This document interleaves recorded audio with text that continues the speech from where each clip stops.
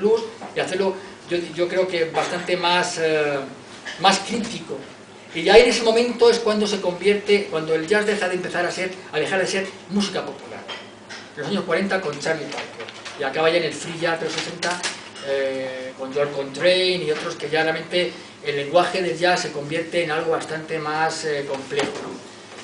Pero hasta entonces era música absolutamente popular, ¿no? Hecho por una comunidad, que es la comunidad afroamericana, ¿no? Bueno, el soul, ¿no? El soul es, digamos, la tercera fase, ¿no?, de la música negra en el siglo XX. El soul nace en los años 60, aunque ya venía de rhythm and blues, de algunas de los años 40, 50.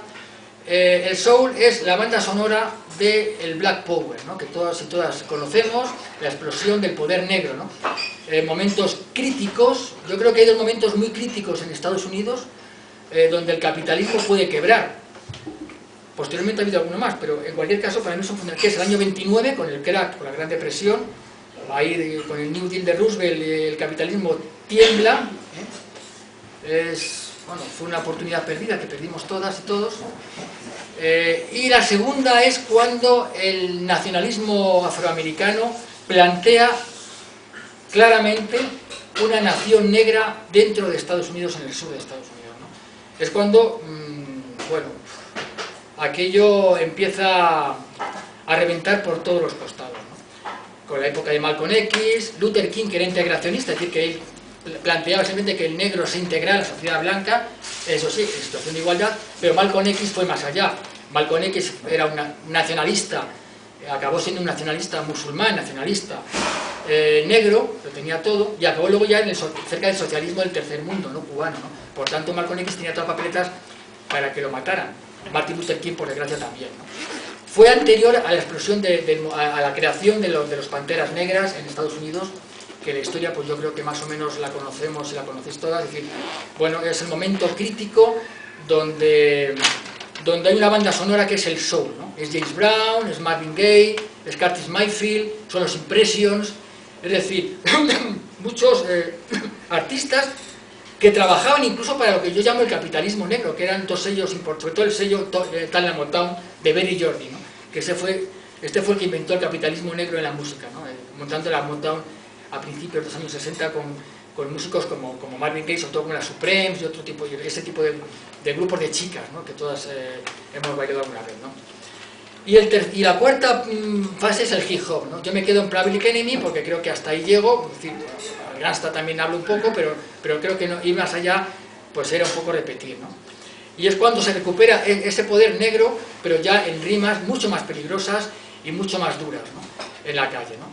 Bueno, ese es el primer bloque. El segundo bloque, hablo de dos guerras, la guerra civil, donde hay dos bandos, lógicamente, y hablo de la música que produjo el bando republicano y el bando nacional.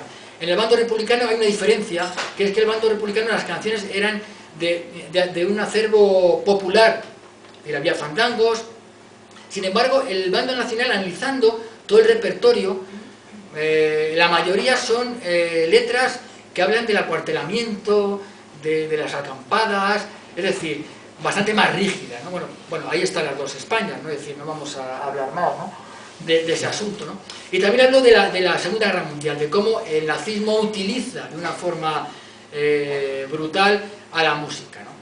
En la Guerra Civil, Wagner fue proscrito en el bando republicano y Stravinsky lo fue en el bando nacional, ¿no? Bueno, estas cosas sucedían, y en el nazismo lo que pasó, lógicamente, Goebbels, que era un personaje el ministro de propaganda, bueno, pues utilizó la radio y quiso desechar el jazz, porque era música negra, ya no norteamericano, lo tenía todo, y comunista, de las radios y del nazismo.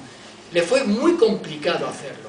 ¿Por qué? Porque los mandos oficiales de nazis habían crecido con el jazz de los años 20, del jazz de entreguerras, y les costó muchísimo a Goebbels expulsar el jazz del nazismo. ¿Por qué? Porque simplemente era la música con la que habían crecido los que ya eran oficiales en los años 30, 40, ¿no?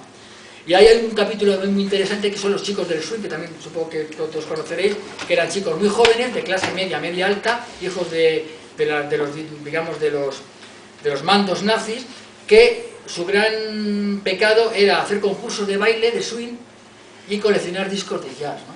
Bueno, se les mantuvo durante un tiempo, pero llegó un momento que la Gestapo decidió aniquilarlos y entonces los metió a todos. Iban con el pelo largo, un poquito largo, vamos, no mucho, pero un poquito. Claro, comparado con la imagen del nazi, claro, esto era pues, absolutamente delirante, ¿no? Pero sí es verdad que pertenecían a la clase media alta, y entonces durante un tiempo se mantuvo en discreción, pero acabaron pues cogiendo a todos en varias redadas, los metieron en campos de concentración, en reformatorios, les cortaron el pelo, pues. Es el segundo bloque, ¿no? El tercer bloque, que ya no me acuerdo, pero vamos, son 10, o sea que vamos, si queréis, acabo ya con esto. Bueno, el tercer bloque habla de la canción popular. Bueno, la canción popular realmente es algo muy extenso. Yo creo que es el origen de este libro, realmente. Bueno, en la canción popular yo tiro un poco ideas para que vosotros se investigando, ¿no? El tango, ¿no? Hay un tango oficial, pero también hay un tango anarquista. Tango anarquista que nace en los muelles, nace en los bulines, nace en los almacenes, sobre todo de los emigrantes que llegan de Europa, sobre todo italianos. En Italia, en aquellos años 10, años 20, incluso antes, había un movimiento anarquista muy potente, ¿no? Como sabéis, ¿no? Y lo sigue habiendo, gracias a Dios, ¿no? Entonces, bueno, pues de alguna forma estos hijos de estos emigrantes que son anarquistas están dentro del tango, y aparte son, digamos, dockers que están trabajando en los muelles, ¿no? Son obreros. Y entonces irradian al tango un sentimiento anarquista muy potente, ¿no?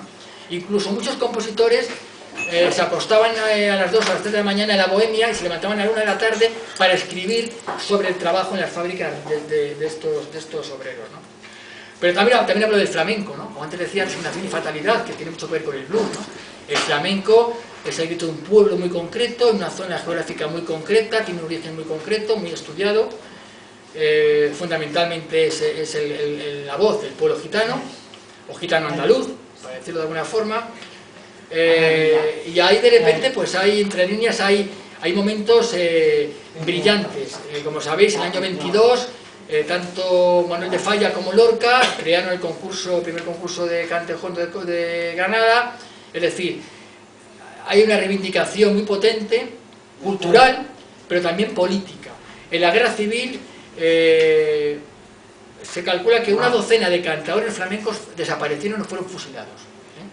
Por eso digo, hasta decir que se comprometieron de alguna forma. Se forma en la República el primer sindicato de músicos de flamencos, que hasta entonces esto era una cosa impensable. En la Puerta del Sol se reúnen y se crea el primer sindicato, ¿no? de músicos flamencos, ¿no? Y el franquismo lo que hace es absorber el flamenco y convertirlo a su acomodo, lo que se llama el nacional flamenquismo.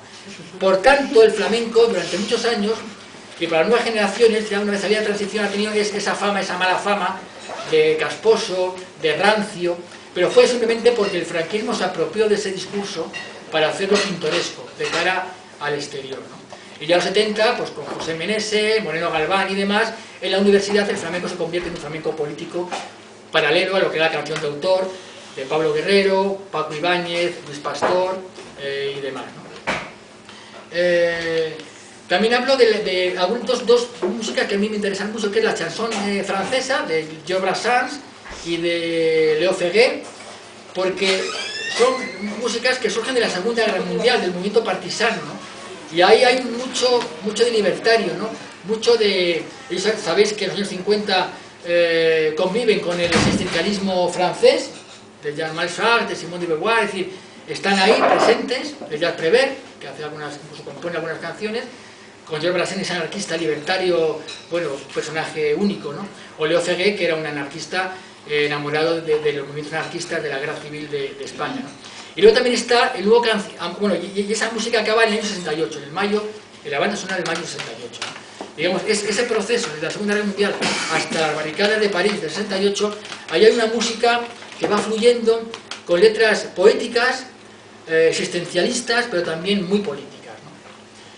Y luego hay otro movimiento que es el nuevo cancionero italiano, muy poco conocido en España, que también surge de los partisanos de la Segunda Guerra Mundial, de la lucha contra el fascismo, y que en los años 50, pues un colectivo, el colectivo Cantocronache, empieza a reivindicar las viejas canciones anarquistas, socialistas y comunistas italianas, de antes de la guerra, ¿no?